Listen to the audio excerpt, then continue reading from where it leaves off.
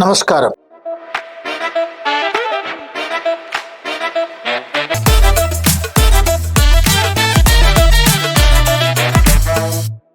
మిత్రులారా, రాజేంద్ర విశ్వనాథ్ అర్లేకర్ అర్లేకర్ తమిళనాడు గవర్నర్ ఈ రోజు పెద్ద ఎత్తున చర్చల్లో ట్రోల్ అవుతున్నటువంటి వ్యక్తి. అంతేకాదు, విజయ్ చేత ప్రమాణ స్వీకారం చేయించకపోవటానికి కారణం బీజేపీ నరేంద్ర మోడీ అమిత్ షా ఆడిస్తున్న నాటకం అర్లేకర్ ద్వారా అనేది కూడా పెద్ద ఎత్తున ప్రచారం జరుగుతా ఉంది. అర్లేకర్ నేను రాజ్యాంగబద్ధంగా వ్యవహరిస్తున్నాను అని అంటున్నాడు. ఏమిటా రాజ్యాంగం? రాజ్యాంగం ఏం చెప్తుంది? ఇప్పుడు ఇలాంటి నాటకాలు ఆడటం బీజేపీకి కొత్తనా అనే విషయాలను ఈ వీడియోలో తెలుసుకుందాం. ఒకటి, తమిళనాడు అసెంబ్లీలో అత్యధిక మెజార్టీ సీట్లు గెలిచినటువంటి పార్టీగా చంద్రశేఖరన్ జోసెఫ్ విజయ్ అత్యధిక సీట్లు గెలుచుకున్నటువంటి వ్యక్తిగా ఉన్నాడు. అయ్యా, నన్ను ప్రభుత్వం ఏర్పాటు చేయడానికి ఆహ్వానించండి అని ఒకసారి, 2 సార్లు, 3 సార్లు కూడా గవర్నర్ కలిసి అప్పీల్ చేశాడు. గవర్నర్ గారి నుండి ఎలాంటి స్పందన లేదు. పైగా 118 అసెంబ్లీ సభ్యులు, శాసన సభ్యులు నీకున్నట్టుగా నాకు చూపించమని అడుగుతున్నాడు. ఒకవేళ చూపించడం అనుకుందాం, ఏం జరుగుద్ది?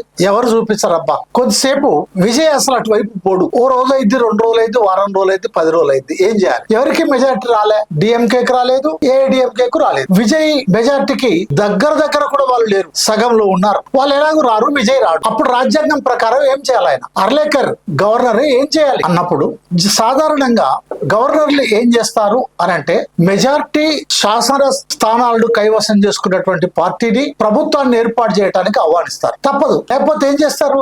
ఎవరిని ఆహ్వానించకుండా, ఎవరికి మెజార్టీ లేదు కాబట్టి అసెంబ్లీని రద్దు చేస్తూ రాష్ట్రపతి పాలన, గవర్నర్ పాలన పెట్టండి అని రికమెండ్ చేస్తాడా? లేదు. తిరిగి ఎన్నికలు నిర్వహించాలి అని రికమెండ్ చేస్తాడా? లేదు. ఎవరిని కొనుక్కునేదాకా, ఎవరిని బేరసారాలు ఆడుకునేదాకా, లేదా బీజేపీ కూటమిలో ఏఐడిఎంకేలో బీజేపీ భాగస్వామి కనుక ఆ ఏఐడిఎంకే ద్వారా తమ రాజకీయ శత్రువైనటువంటి డిఎంకేను కూడా కలుపుకొని, అవసరమైతే విజయ్ పార్టీలో గెలిచినటువంటి ఎమ్మెల్యేలను కూడా కొనుక్కొని ప్రభుత్వాన్ని ఏర్పాటు చేసేదాకా ఆగుతారా? ఇక్కడ మనం ఆలోచించాల్సింది ఏంటి అని అంటే, ప్రజలు ఓట్లేసి అత్యధిక సీట్లు ఇచ్చి గెలిపించినటువంటి ఆయన ముఖ్యమంత్రి కాడు. నువ్వు ముఖ్యమంత్రి అని సంతకం చేస్తేనే ముఖ్యమంత్రి అవుతాడట. ఎవరు సంతకం చేయాలో ముఖ్యమంత్రి అయితే? ప్రజలు ఆల్రెడీ వేసిర్రు, ఏలు మీద ముద్ర వేసుకున్నారు, ఓటు మీద ఓటేసిర్రు. విజయ్ మాకు ముఖ్యమంత్రి కావాలని చెప్పిర్రు. కానీ మీ చెప్పుడుతో నాకు లేదు, నేను చెప్పాలి ఎవరు ముఖ్యమంత్రి కావాలా అంటాడు అర్లేకర్ గారు, గవర్నర్ గారు. చిత్రంగా లేదు ఇది. అంటే అధికారం ప్రజలకు లేదు, అధికారం ఎమ్మెల్యేలకు లేదు. మరి ఎవరికి ఉంది అధికారం? అర్లేకర్ అంటే గవర్నర్ కు ఉంది. ఒక గవర్నర్ కు. గవర్నర్ ఎవరు? కేంద్ర ప్రభుత్వం చేత నియమించబడ్డటువంటి ఒక ఏజెంట్ లేదా ఒక వ్యక్తి.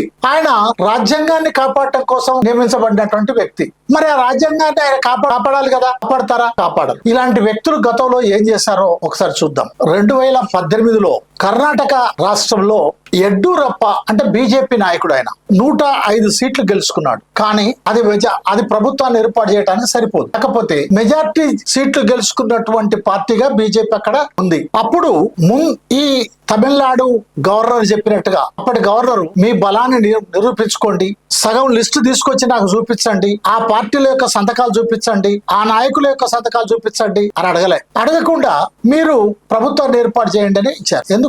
ఎందుకంటే యడ్యూరప్ప బీజేపీ, గవర్నర్ బీజేపీ, కేంద్రంలో బీజేపీ. కాబట్టి అప్పుడు ఈ నిబంధన ఏం మనకి అవసరం లేదు. ఇవాళ ఈ అర్లేకర్ గారు పెడుతున్నటువంటి నిబంధన ఆనాడు వాళ్ళకి అవసరం కాలే. అంతేకాదు సుమా, ఇంకొక ఆశ్చర్యకరమైన విషయం తెలుసా? 15 రోజులు టైం ఇస్తున్నా, 15 రోజుల్లో అసెంబ్లీలో నీ బలాన్ని నిరూపించుకోమన్నాడు. అంటే ఏం సార్?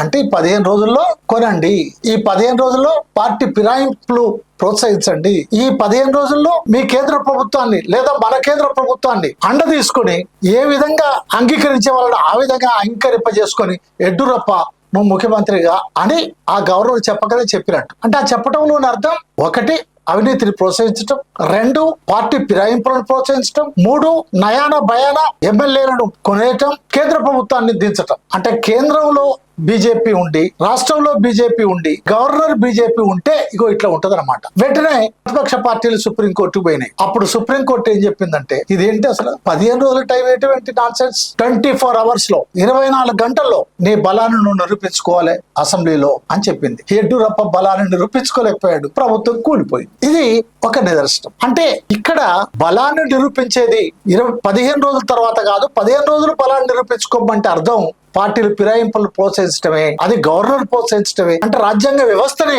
ఫిరాయింపులను ప్రోత్సహించినట్టు అవుతుంది అని సుప్రీంకోర్టు చెప్పగానే చెప్పింది. ఇక రెండో ఉదాహరణ మనం చూస్తే 2019లో మహారాష్ట్రలో ఫడ్నవీస్ ప్రభుత్వం మెజార్టీ సీట్లు రావాలి, కానీ రాలేదు.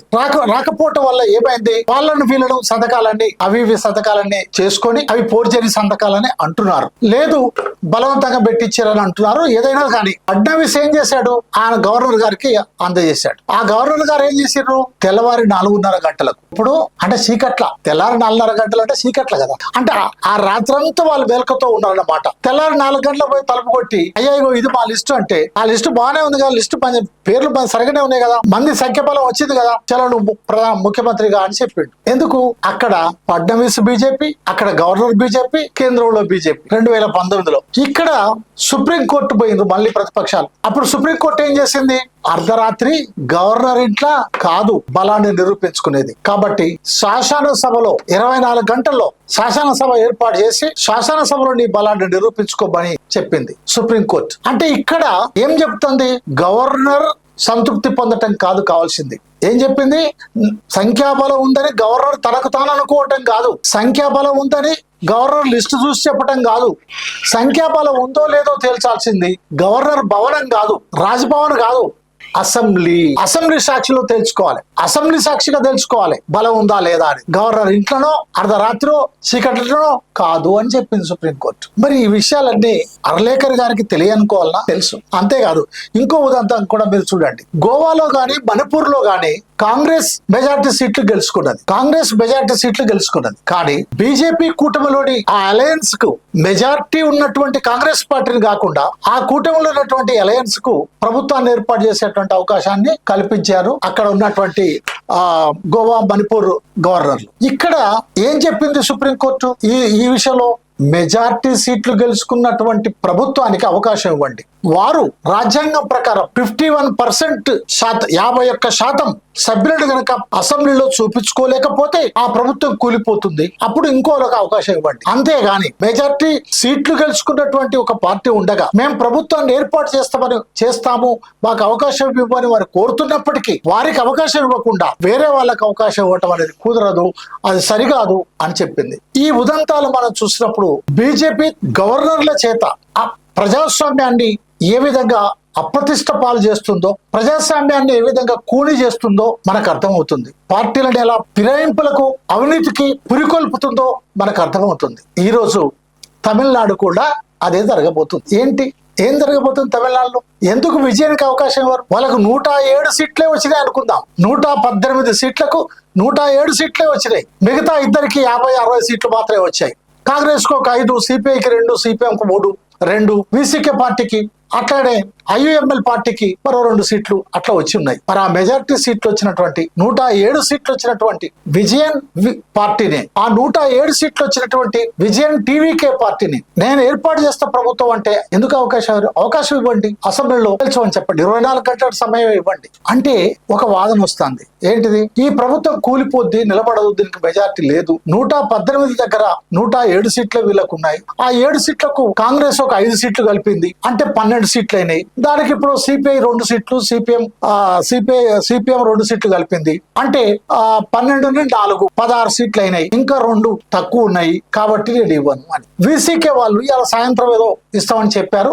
సరే ఇస్తామని చెప్పి వెనకపోయినటువంటి ఘటనలు కూడా బీసీకే గానీ లేక ఐయుఎంఎల్ గానీ ఉన్నాయి. ఎవరు ఇవ్వకపోని కొద్ది 1 సీట్ 2 సీట్ల తేడాతో మాత్రమే ఉంది, పెద్ద లేదు. మరి ప్రతిపక్ష పార్టీగా ఉండేటువంటి డిఎంకే మేము అబ్జెక్షన్ చేయబోము, విజయ్ గనక ప్రభుత్వాన్ని ఏర్పాటు చేస్తే 6 నెలల దాకా మేము వారికి సహకరిస్తాము, 6 నెలల తర్వాత వారు ఇచ్చినటువంటి ఎన్నికల హామీలు నిలబెట్టుకున్నట్లయితే ప్రజల తరఫున మేము నిలబడతామని చెప్పారు. ఇంకేం కావాలి అంటే ఏం కావాలంటే ఇక్కడ కూడా ఈ పర్లేకర్ ద్వారా అంటే గవర్నర్ ద్వారా ఏం చేయబోతున్నారంటే ఏఐడిఎంకే అంటే బీజేపీని బలపరిచి బీజేపీ కూటమితో ఉన్నటువంటి ఏఐడిఎంకే ద్వారా నరేంద్ర మోడీ అమిత్ షాలు ఈ డ్రామాలు వేస్తున్నారు. అంటే ఏఐడిఎంకే ఏం చెప్తుంది, నేను 118 కాదు 120 సీట్లను నేను నిరూపిస్తా అని చెప్తాను. ఎలా నిరూపిస్తారు, ఎలా సాధ్యం, మేము డిఎంకే తోటి పొత్తు పెట్టుకుంటాం అని అంటే ఒకవేళ అనుకుందాం ఒక నిమిషం కోసం, ఇలాంటి అపవిత్రమైనటువంటి పొత్తుకు డిఎంకే అంగీకరిస్తుందా? అంగీకరించదు. అంగీకరించిందనే అనుకుందాం. ఈ డిఎంకే గానీ ఏఐడిఎంకే గానీ